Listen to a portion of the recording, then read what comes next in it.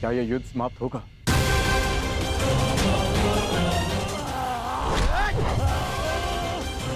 जिसका प्रारंभ हुआ है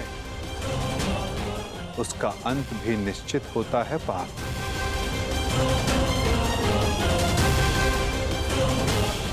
तुम्हारी प्रतीक्षा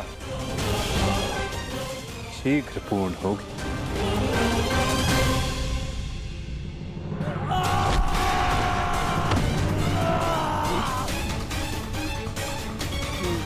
उठो जरासंध, युद्ध करो, उठो।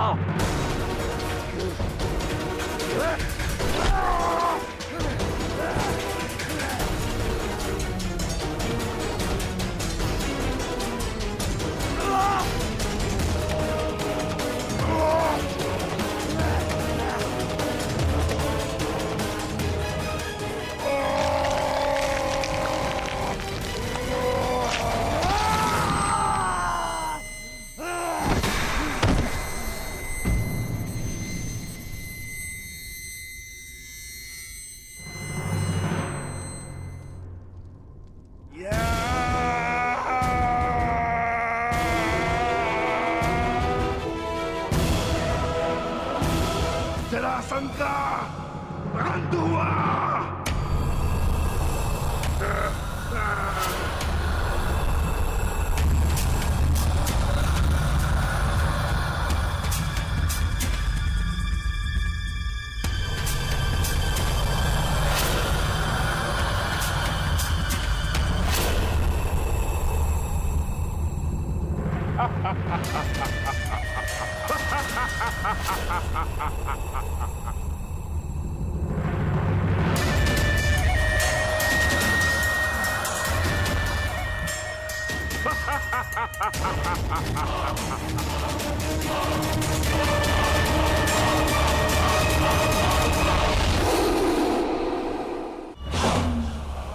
मुझे चुनौती देने से पूर्व मेरे जन्म की कथा तो जान लेते। माता के गर्भ से 2 पिंडों में जन्मा मैं, मृत, और मेरे शरीर को वन में फेंक दिया गया। वहां जरा नामक राक्षसनी ने उन पिंडों की संधि करके जोड़ा और मेरा नामकरण हुआ जरासंध।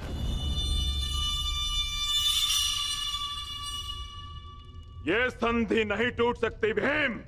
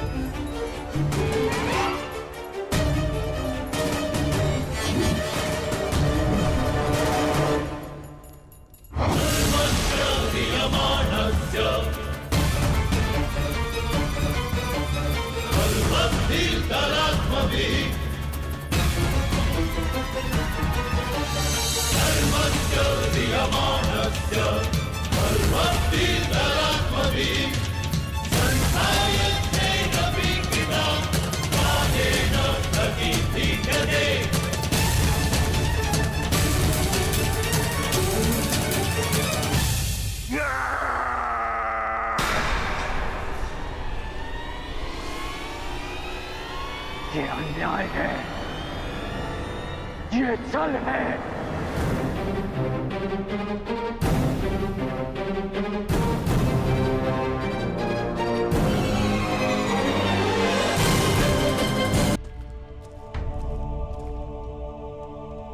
ये अनीति है। कैसी अनीति अंगराज? मल युद्ध जरासंध ने स्वीकारा और नियम यही था कि युद्ध दोनों में से एक योद्धा की पराजय स्वीकारने तक या मृत्यु तक होता रहेगा। जरासंध ने पराजय स्वीकारी नहीं, अंततः उसे मृत्यु प्राप्त हुई कर। अकारण किसी का वध करना, क्या ये अनीति नहीं? जरासंध ने भीम को क्या हानि पहुंचाई थी? तो उस सर्प ने तुम्हें क्या हानि पहुंचाई थी कर्ण, जिसका तुमने वध कर दिया था? मैंने उस सर्प का वध किया क्योंकि वो मेरे निरपराध सारथी को डसने वाला था। यदि वो सर्प दंड का भागी था तो जरासंध भी दंड का भागी था कर्ण, जिसने 100 राजाओं की बलि चढ़ानी चाहिए। परंतु मैंने उन 100 राजाओं को मुक्त किया, फिर उसका वध क्यों किया? तुमने जरासंध से संधि की, 100 राजाओं को मुक्त भी करवाया कर, परंतु ये संसार क्या जरासंध के आतंक से मुक्त था? नहीं कर। तुम किसी की प्रवृत्ति नहीं बदल सकते मित्र। और जरासंध की प्रवृत्ति थी आतंक फैलाना, इसीलिए उसका विनाश आवश्यक था। मैं अपने ज्येष्ठ भ्राता महाराज युधिष्ठिर की ओर से यह घोषणा करता हूं कि आज आप जरासंध के आतंक से सदा सदा के लिए मुक्त हुए। महाराज युधिष्ठिर की वासुदेव कृष्ण की महाराज युधिष्ठिर की वासुदेव कृष्ण की। हम सब आपके आभारी हैं महावीर अर्जुन। हम सब अपने आप को महाराज युधिष्ठिर के अधीन स्वीकार करते हैं। जो अधीन हो वो दास होता है, और हमें दास नहीं, आपकी मित्रता चाहिए।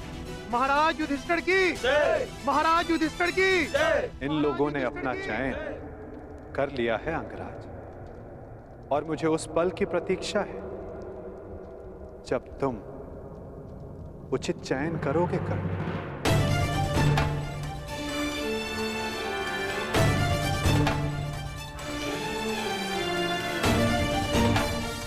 आप ही ने कहा था कि जीवन में कुछ उचित अनुचित नहीं होता।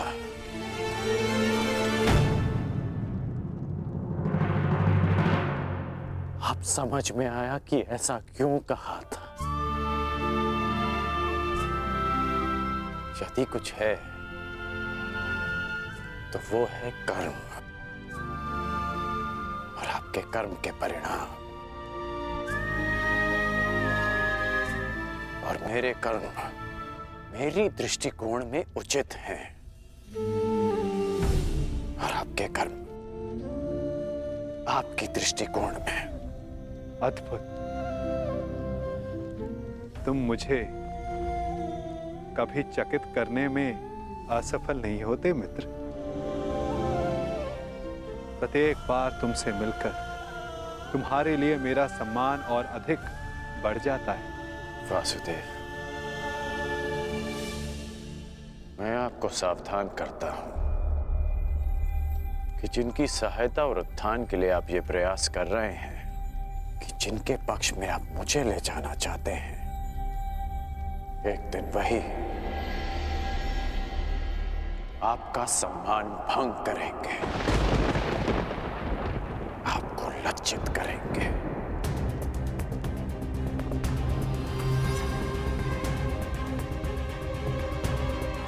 प्रणिपात। प्रणिपात अंगराज।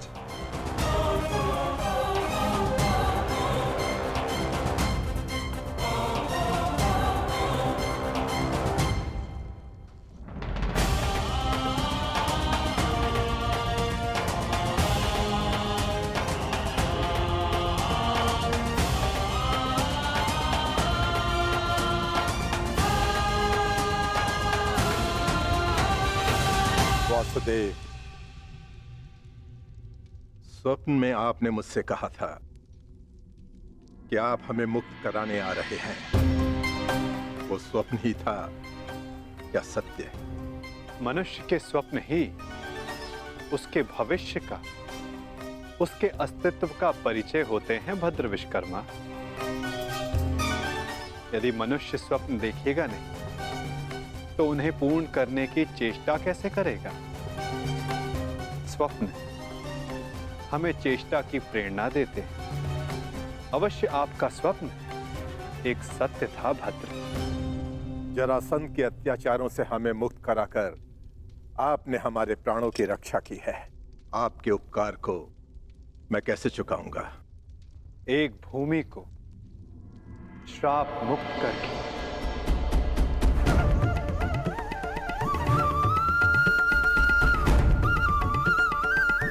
मैं? हाँ, क्योंकि जहां श्राप हो वहां पाप को जड़े बैठाने का अवसर मिलता है, और पाप का तारण एक पुण्य आत्मा ही कर सकती है भद्र। यदि आप ये उपकार चुकाना चाहते हैं तो आपको युधिष्ठिर के राज खांडवप्रस्थ के श्राप को हरना होगा, और यदि नहीं तो भी यह आपकी इच्छा पर निर्भर करता है। निर्णय आपका है भद्र।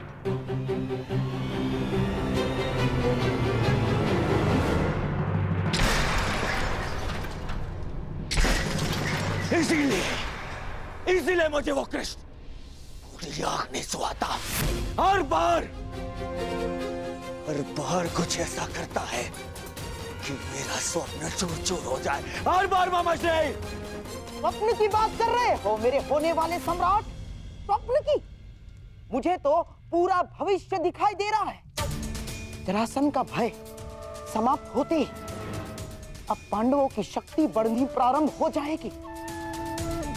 और आप अंगराज कर्ण हमेशा कहते हो अवसर नहीं मिलता, अवसर नहीं मिलता, और अब अवसर मिल गया तो क्या कर लिया तुमने? जरासंध जैसा महान बलशाली योद्धा मित्र खोया तो खोया, और वो 100 राजा वो भी पांडवों के पक्ष में चले गए।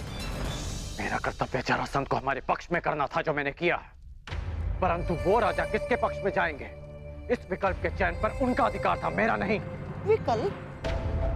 अंगराज, कदाचित आपको ज्ञात नहीं होगा, शासक कभी भी प्रजा के सामने विकल्प नहीं रखता ना। वो केवल प्रजा को अनुभव करवाता है कि उनके पास चुनने का विकल्प है, परंतु वास्तविकता में वो केवल वही चुनवाता है जो वो चाहता है। जैसे अर्जुन ने किया। उन 100 राजाओं के समक्ष केवल एक ही विकल्प रखा, युधिष्ठिर से मित्रता। और आप उन्हें स्वतंत्रता की भेंट चढ़ाकर चले आए। परंतु अंगराज, इसमें तुम्हारा क्या दोष? ना, तुम्हारा कोई दोष नहीं है इसमें। क्योंकि शासन कला और राजनीति कुल से आती है, कुल से। और तुम जिस कुल में जन्मे हो वो शासक नहीं, शासित है, शासित। और तुम्हारे रक्त में नेतृत्व करना नहीं, अनुसरण करना और आज्ञा का पालन करना है। समझ गए अंगराज?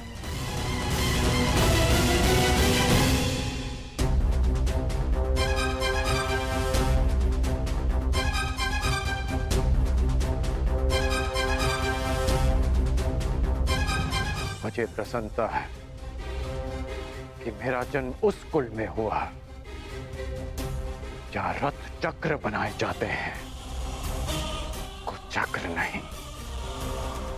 जहां आज्ञा का पालन किया जाता है, षड्यंत्र नहीं। मित्र दुर्योधन ने जो मुझसे कहा, मैंने उसका अनुसरण किया, षड्यंत्र नहीं। बस मामाश्री, वहां वो पांडव अपना बल बढ़ा रहे हैं और आप मेरे मित्र का अपमान कर रहे हैं मामाश्री। धन्य हो मेरे होने वाले सम्राट। यहां तुम्हारा मित्र तुम्हारा भविष्य पांडवों की झोली में डालकर चला आया और तुम मान और अपमान को लेकर बैठ गए। परंतु अब मैं दर्शक बनकर नहीं बैठूंगा ना। अब इस खेल की कमान मैं संभालूंगा। उस वासुदेव कृष्ण के इस छल का उत्तर मैं भी छल से ही दूंगा। वासुदेव